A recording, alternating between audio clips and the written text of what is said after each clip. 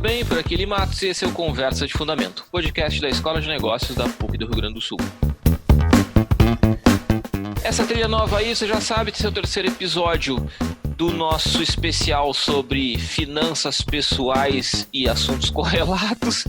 Uma série que a gente resolveu fazer para dar uma mãozinha aí para você que está tentando se organizar financeiramente e está precisando ter alguns princípios mais básicos de maneira mais objetiva e simples. Obviamente que esses 3 episódios, esse é o nosso terceiro, eles não vão substituir um curso, o teu estudo por conta, a tua informação que tu vai ter que ir atrás conforme as coisas forem acontecendo para ti. Mas de qualquer maneira, a gente acha que é um bom começo, né? Uma boa maneira de começar. Já tivemos os 2 primeiros episódios. O primeiro episódio sobre planejamento financeiro, como é que faz planilha, qual que é a ideia de uma planilha, o que tem que ter, o que não tem que ter, como é que tem que cuidar e dicas gerais. No segundo episódio, a gente falou sobre endividamento, os principais tipos de dívida, como lidar com isso, como não entrar em dívida. E nesse terceiro episódio, a gente vai falar de maneira mais geral sobre investimentos, né? A ideia aqui não é dar nenhum tipo de orientação de investimento no sentido de invista aqui, invista ali, mas de falar sobre os diferentes tipos de investimento e as suas características, que é algo importante para você poder se planejar e fazer e tomar suas decisões, falar com as pessoas que possam eventualmente te auxiliar profissionalmente a fazer isso. Tá certo? Então, hoje está comigo participando o Osmar. E aí, Osmar, tudo bem? Oi, Eli, tudo bem? Olá, pessoal. E quem vai, como nos outros 2 episódios, que está nos acompanhando é a Frederic Metz, que é especialista em finanças pessoais e economia comportamental e também professora lá da Escola de Negócios no programa de pós-graduação em administração. E aí, Frederic, último episódio então? Isso, oi Eli, obrigada, vamos lá para o nosso terceiro e último episódio dessa série super especial. Muito bem. Então já vamos direto ao assunto, Frederic. Investimentos. Eu acho que de repente a gente pode começar com uma coisa mais geral, assim, de linhas de investimentos, principais tipos, né? Fazer um panorama geral e depois, de repente, falar mais pontualmente de algum deles, né? Isso. E eu acho que antes disso é super importante lembrar quem está escutando que esse nosso último episódio, ele vai dar um entendimento maior para vocês se vocês assistirem os 2 primeiros, até porque a gente já abordou a questão de reserva de emergência, de tipos de formas de poupar que a gente tem. Então, exato, bem lembrado. Então, hoje a ideia, como a gente também trouxe para vocês, que a reserva de emergência é aquela reserva que vocês têm que ter para se manter uns 6 meses, mais ou menos, e que esse dinheiro tem que estar num lugar com alta liquidez. Então, a gente não deve pensar em ter um retorno financeiro sobre essa reserva. Então, ela é mais uma garantia financeira que vocês têm. O terceiro episódio de hoje, a gente planejou para aquelas reservas ou para aquela poupança que vocês têm e que vocês esperam um retorno, têm uma expectativa de retorno pelo fato de deixarem de consumir hoje para consumir no futuro. Então, a gente só toma a decisão de poupar e investir, sabendo que a gente está abrindo mão de utilizar esse dinheiro, mas cria uma expectativa de que no futuro, quando eu for utilizar, eu vou ter um montante, um valor final do que eu tenho atualmente. Então, em linhas gerais, o que a gente fala quando a gente fala em investimentos? O primeiro ponto, que é o mais importante de todos, é saber o perfil do investidor. Então, qual o teu perfil como investidor? Então, da mesma forma que no marketing a gente aborda muito de qual a tua necessidade ao consumir algo, qual a dor do teu cliente, no caso de investimentos a gente pode ter a mesma ótica pensando no perfil do investidor. Então, basicamente, o perfil do investidor, ele envolve o quanto de risco tu está disposto a correr. Então, sempre lembrando uma lógica bem clara de que o risco é proporcional ao retorno, ou o retorno é proporcional ao risco. Isso quer dizer que se eu for investir em alguma opção de fundo ou qualquer investimento que tenha uma expectativa de um retorno muito alto, obviamente eu vou ter um risco atrelado a essa expectativa de retorno. E o risco é a chance de perder dinheiro na mesma proporção que eu possa ganhar dinheiro. A chance de dar errado, Então, né? Hã? A chance de dar errado. Isso, a chance de dar errado, a chance de não atingir aquela expectativa. Então, o que é importante antes de escolher o seu investimento? É saber o quanto tu está disposto a perder de dinheiro. Então, nem sempre as pessoas têm essa ideia quando vão investir, elas só têm ideia do ganho financeiro, da rentabilidade. Mas eu sempre tenho que pensar que eu tenho um risco atrelado a essa rentabilidade. Então, normalmente a gente define o investidor com perfil mais conservador, mais moderado ou mais agressivo. Então, o investidor conservador é aquele que prefere ganhar menos, mas tem um ganho mais garantido, e muitas vezes também prefere investimentos com liquidez, que é o que a gente sugere que se faça naquela reserva de emergência, por exemplo, uma poupança. Já o investidor mais agressivo é o oposto, é o investidor que ele é muito mais proativo, que ele espera ter um retorno muito mais alto do que uma poupança ou algum título do governo como investimento, mas ao mesmo tempo ele também está ciente que ele pode perder dinheiro, porque esse investimento que pode dar uma rentabilidade maior, ele muitas vezes está associado à oscilação do preço de mercado daquele ativo, ou, por exemplo, do imóvel que ele adquiriu, moeda estrangeira, dólar, ou as ações, que é o nosso exemplo mais clássico. E o moderado, que é o do meio, é aquele que parte dos recursos ele prefere ter uma segurança, então ele é conservador em alguma parte e é agressivo na outra parte dessa parcela de dinheiro que vai investir no mercado. Muito bem. Isso com relação ao tipo de investimento, né, que a gente tem com relação, na relação com o tipo de reserva. Tá? Isso. E vamos falar um pouquinho, de repente, agora para quem está nos acompanhando, ter uma noção melhor, assim, da diferença entre pré-fixado e pós-fixado. Isso. Vamos falar um pouquinho antes, eu acho, ali, de renda fixa e renda variável, para depois a gente falar sobre isso. Claro. Então, hoje os investimentos, a gente pode classificar eles como investimentos de renda fixa ou renda variável. Qual que é a principal diferença dos dois? É a forma de remuneração do investimento.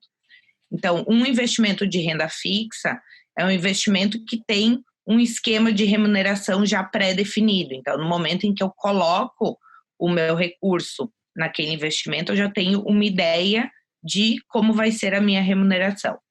E essa remuneração de renda fixa, daí sim ela pode ser pré ou pós-fixada. O que é o pré-fixado? É quando eu já tenho o valor nominal do meu ganho no momento em que eu for resgatar o recurso. Lembrando que alguns investimentos de renda fixa têm um prazo, então tem um vencimento. E esse rendimento, ele tende a ser maior quanto mais longo for o vencimento. E, por exemplo, também tem a poupança. A poupança, a maioria das pessoas acha que é um investimento pré-fixado, mas não é. Ela é um investimento pós-fixado, porque ela tem uma remuneração atrelada a um benchmark, atrelada a um indicador do mercado. Então, a poupança, hoje, ela remunera a TR, que é a taxa referencial, mais 0,5% ao ano. E essa TR, ela é ajustada pelo Copom na mesma reunião que o Copom vai ajustando, vai definindo a taxa Selic. Então, os ativos de renda fixa são os ativos que tendem a ter um menor risco, justamente porque já existe esse esquema de remuneração determinado, seja ele com valor nominal, eu já sei exatamente o meu retorno, ou eu sei o indicador que vai balizar, que vai me dar um retorno. Já os os investimentos de renda variável são aqueles investimentos que o retorno estão atrelados ao preço do ativo no mercado. Então, um exemplo mais clássico que eu tenho são ações. Então, o que acontece? Ações são parte do capital social de uma empresa que é de capital aberto por estar na Bolsa de Valores, e essas ações, elas oscilam pelo preço de mercado, oferta e demanda. Então, aquela cotação diária sobe e desce do mercado de ações é justamente pela oscilação do valor que os investidores estão dispostos a comprar e também a vender. Ou melhor, se eu tenho mais gente vendendo ações, como foi no início da pandemia, do que gente querendo comprar, o preço vai despencando. Então, do mesmo jeito das ações, eu tenho outros investimentos de renda variável. Então, posso ter investimentos atrelados a preços de commodities, como soja, café. Posso ter investimento de renda variável atrelado a uma moeda estrangeira, ou até mesmo ao ouro, que antigamente era muito utilizado. Então, o que isso tudo significa? Que a minha rentabilidade, o meu retorno, vai oscilar de acordo com o preço que esse bem que eu adquiri, que esse ativo, ele vai oscilar no mercado. Então, se hoje eu comprar uma ação a R$20, eu só vou saber a minha exata rentabilidade sobre essa ação no momento em que a gente diz que a gente realiza o ganho, que é o momento da venda. Então, as pessoas têm muita mania de ficar acompanhando diariamente, ficar vendo aquela oscilação das ações da bolsa. Hoje eu perdi R$10, amanhã eu ganhei 20. Hoje eu perdi mais 5. Não, a gente só realiza um ganho, uma perda, quando efetivamente a gente vende aquela ação. Claro que eu estou falando de maneira bem objetiva e bem prática, porque a gente tem outras formas ainda de ganhar dinheiro, por exemplo, investindo em ações, como através de distribuição de dividendos que as empresas fazem periodicamente. Esse ano, provavelmente a gente não vai ter nenhuma empresa distribuindo dividendos, porque a maioria está lutando com o fluxo de caixa e o lucro, mas essa é a principal ideia, a principal diferença do que a gente tem de opções para os ativos de renda fixa e os ativos de renda variável. Então, como esses de renda variável, eles têm uma remuneração atrelada ao preço de mercado desse ativo, então o risco acaba sendo proporcionalmente maior. Até porque o preço de mercado de qualquer ativo, ele tem uma variação diretamente relacionada ao comportamento humano, né? Então, já tem diversos estudos na linha da economia comportamental, das finanças comportamentais, que falam de efeito manada. Então, sobe e desce, compra e vende ações, às vezes de maneira não lógica. Ele está muito atrelado a vieses e heurísticas que a gente tem dentro da área de finanças comportamentais, que explica isso. Então, essa oscilação de mercado, ela não é uma oscilação muitas vezes lógica, e sim, ela, na maioria das vezes, ela é muito mais influenciada por aspectos cognitivos da pessoa que está comercializando aquele tipo de ativo. Perfeito. E aí, Osmar, quietinho aí? Tá tudo bem com as tuas finanças aí? Pegar duas dicas, Frederico. A primeira é o seguinte: vamos imaginar que a pessoa não sei se é o caso, né? Não sei se tem alguém assim, mas imagino que sim. A pessoa não sabe muito bem qual que é o perfil dela. Por exemplo, eu sou um conservador ou eu sou um cara que gosta mais de arriscar? O cara que não tem histórico de fazer investimento. Do ponto de vista, por exemplo, de conselho para esse cara, o que tu diria? Assim, como é que dá para saber isso? Essa é a primeira coisa. E a outra é que variáveis o cara deve ficar atento quando ele for fazer esses investimentos. Por exemplo, vou pegar o caso de retorno. Bom, a gente fala em retorno às vezes, mas o cara tem um rendimento, mas ele pode pagar imposto de renda na hora que ele for ganhar esse retorno, coisa do tipo. Que tipo de sugestão, de conselho daria para esse cara também na hora de ele decidir fazer investimento? Claro. Primeiro, perfil, quando ele não sabe muito bem qual é o perfil. Segundo, na hora de fazer a escolha.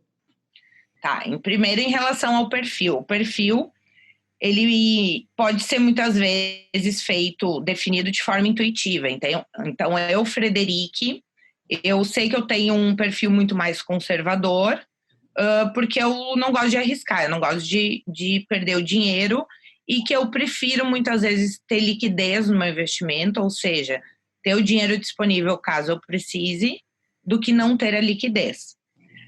Algumas pessoas conseguem identificar de forma mais intuitiva o seu perfil, seja pela necessidade de liquidez ou não daquele dinheiro. Então, eu estou guardando dinheiro para viajar no final do ano, ou esse dinheiro é para utilizar na minha aposentadoria?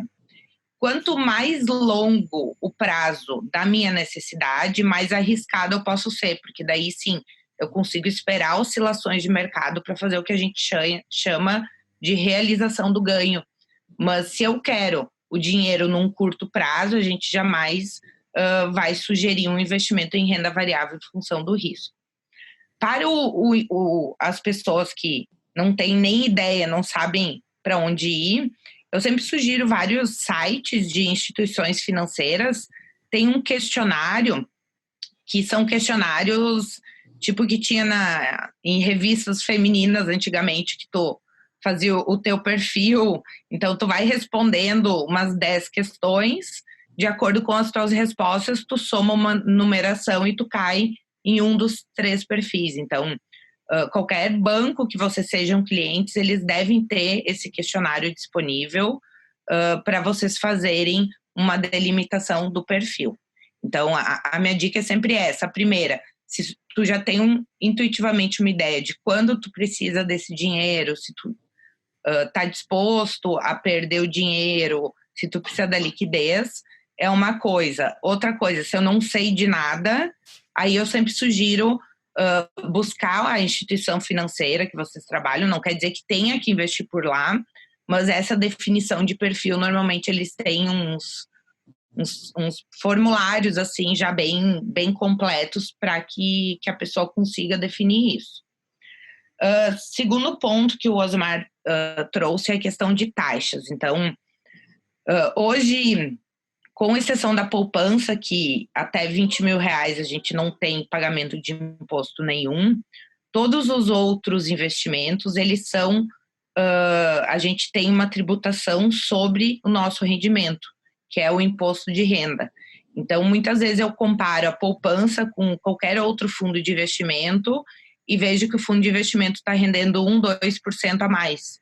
Mas eu esqueço que o meu rendimento real, que é essa taxa descontado, esse imposto que eu tenho que pagar, que ele pode daqui a pouco ter um retorno menor do que a poupança. Então, eu não devo observar os valores de forma bruta, e sim sempre ver qual é a tributação daquele investimento que eu estou tendo.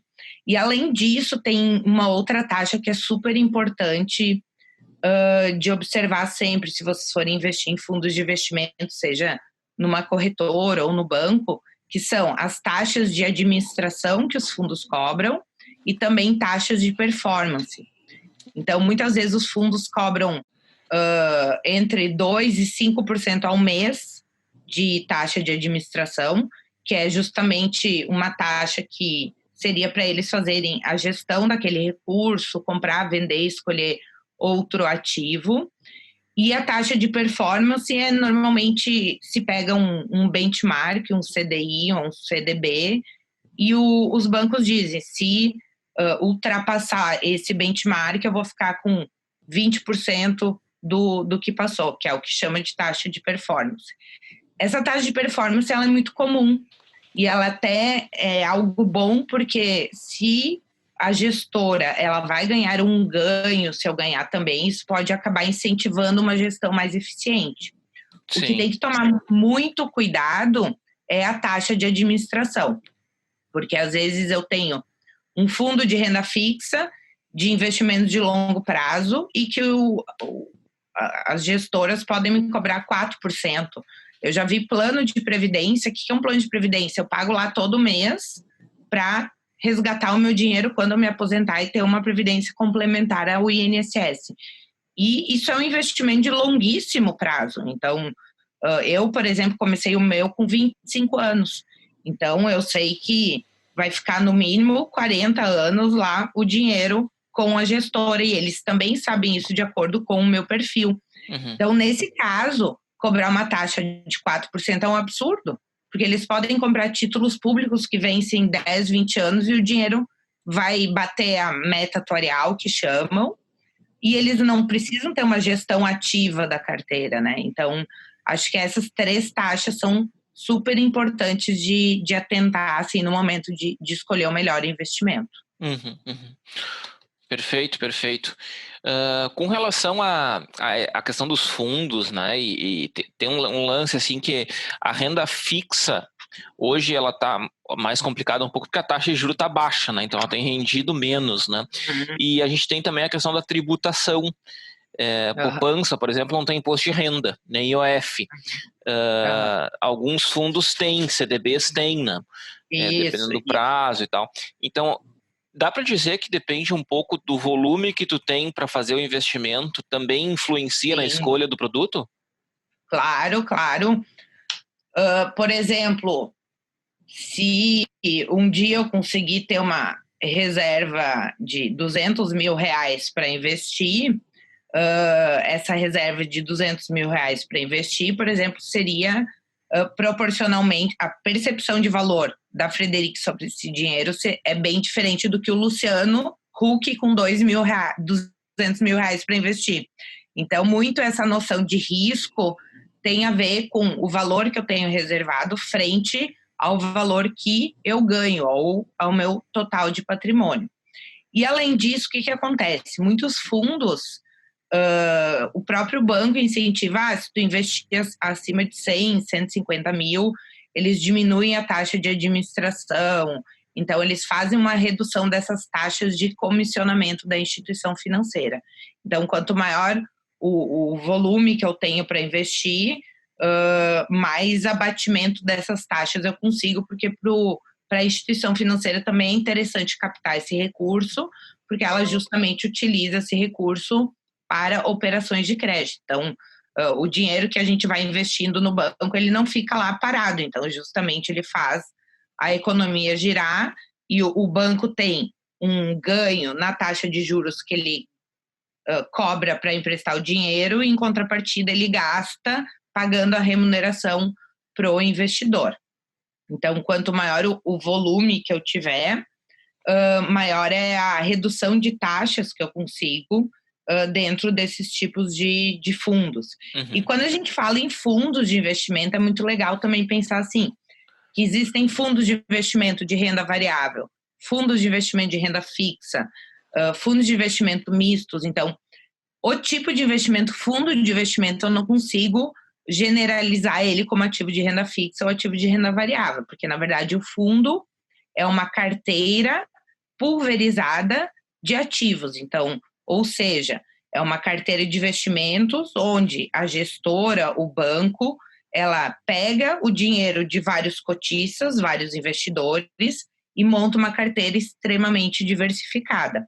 Essa diversificação, ela tem a ver com o perfil do fundo. O perfil do fundo é muito similar ao perfil do investidor que eu falei antes. Então, eu quero criar um fundo de renda fixa em títulos de dívida do Brasil. O que isso quer dizer? Que eu vou ter uma carteira investida em diferentes tipos de títulos de dívida do governo. Isso vai me gerar um menor risco e também uma gestão mais passiva para a instituição que está gerindo aquele fundo. Um fundo de investimento atrelado à moeda estrangeira. Então, eu vou ter uma carteira de ativos que vai ter somente investimentos ou ativos atrelados à moeda estrangeira. Para nós, normalmente, é o dólar. Eu posso ter fundos de investimento de algum setor específico, setor de telecomunicações. Então, isso vai ser um fundo que tem uma carteira ou um conjunto de ações no setor de telecomunicações. Então, o tipo de investimento fundo, ele pode ser só em renda fixa, só em variável ou misto, que é, então, quando a gestora pode oferecer 30% em renda fixa para gerar uma segurança e para dar uma liquidez, e os outros 70% em renda variável, de acordo com uma política de investimento que ela pré-define. Então, só nas ações com maior liquidez da Bolsa. Então, tudo isso depende da constituição do fundo e do objetivo do fundo de investimento. Perfeito, perfeito. Acho que uma última coisa, e aí eu sei, o Osmar de repente tem uma pergunta adicional, mas uma última consideração tem a ver, eu tenho conversado com alguns amigos, volta e meia, por eu ser economista, eles perguntam, tu investe em ações, como é que tu faz? Que ação que tu compra? Como é que é? É realmente muito arriscado? Não é?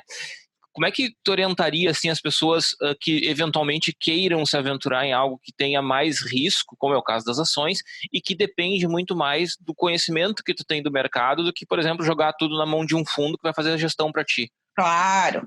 Ó, eu acho que hoje a tecnologia veio para nos beneficiar muito nesse sentido. Primeiro, que nos auxilia a buscar informações. Então, eu tenho sites que me ajudam a trazer notícias do mercado. Eu tenho, pelas redes sociais mesmo, corretoras e gestoras dando notícias. E também nesse universo, a gente tem o universo de fintechs. Então, a fintech é uma instituição financeira digital. Então, antigamente, eu digo, há 20 anos, eu tinha que ir numa corretora de valores, me cadastrar. Através da corretora, eu fazia uma ordem de compra ou de venda com ações. Hoje em dia, eu tenho corretoras digitais em que eu consigo operar a minha própria carteira. Então, a minha dica é, eu sou curioso e quero começar a investir em ações. A minha dica é, comece investindo um pouquinho, vai lendo, vai estudando, vai se informando, para ver justamente quais são as variáveis que vão impactar numa variação do teu rendimento ou não. Se eu não quero entregar o meu dinheiro de quem tem experiência, de quem conhece, eu vou ter que buscar esse conhecimento. E eu acredito muito que o conhecimento vem do estudo, vem da leitura, mas também vem da prática. Então, não adianta só ficar na teoria. E a gente tem hoje essas opções em que consegue começar investindo bem pouquinho em ações. Muito bem, Frederico. Osmar, alguma coisa pontual aí? Não, Eli, eu estava com essa pergunta do renda variável e de ações na ponta da língua e tu fez a pergunta. Acho que está bem, acho que como orientação, até para a gente ajuda. Muito bem. Então tá, Frederico, alguma última ponderação assim para encerrar essa série? Não, gente, assim, eu sempre gosto de lembrar daqueles pilares, eu acho. Eu não lembro se eu falei no primeiro ou no segundo episódio. A série foi construída, foi focada em uma série de finanças pessoais. Lembrando que finanças pessoais, educação financeira, ela tem que ser pensada sempre em 4 pilares. Não adianta só eu entender de investimento e não fazer o restante. Quais são os pilares? Controlar os ganhos, os gastos, a poupança, ou seja, o poupar, e também tem o doar.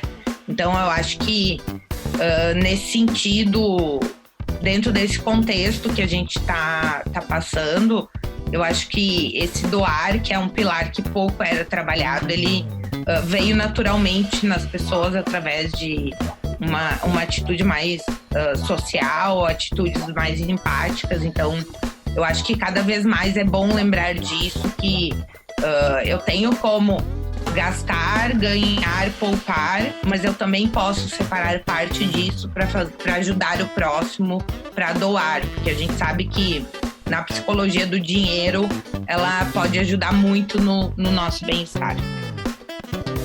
Muito bem, ótimo. Frederico, queria te agradecer muito aí pela disponibilidade de gravar esses 3 episódios com a gente, né? Eles estão no ar aí, para quem está nos ouvindo nessa altura do campeonato já ouviu os 3, então queria te agradecer aí por estar disponibilizando teu tempo para bater esse papo com a gente, dar essas orientações, tá? Muito obrigado. Eu que agradeço, Eli, agradeço o convite, estou sempre à disposição. É um tema que eu realmente sou apaixonada, tanto no sentido de estudo, pesquisa, mas também no sentido de responsabilidade social e o quanto eu sei que eu posso ajudar o outro trazendo essas pequenas dicas. Então, estou sempre à disposição, gente. Foi um prazer. Beleza, obrigado, Frederico. Obrigado, Osmar, por nos acompanhar hoje aí. Valeu, Eli. Obrigado, Frederico, também. Um abraço a todos. Show de bola. Valeu, gente. Então, obrigado por seguir aí essa série especial. Sempre nos acompanhe. Toda quinta-feira tem episódio novo do Conversa de Fundamento padrão aí, regular do nosso programa. E siga a gente nas redes sociais lá no Instagram, @Conversa de Fundamento, e também o Instagram da PUC, @PUCRS, e da Escola de Negócios, @Escola de Negócios PUCRS. Valeu, até mais.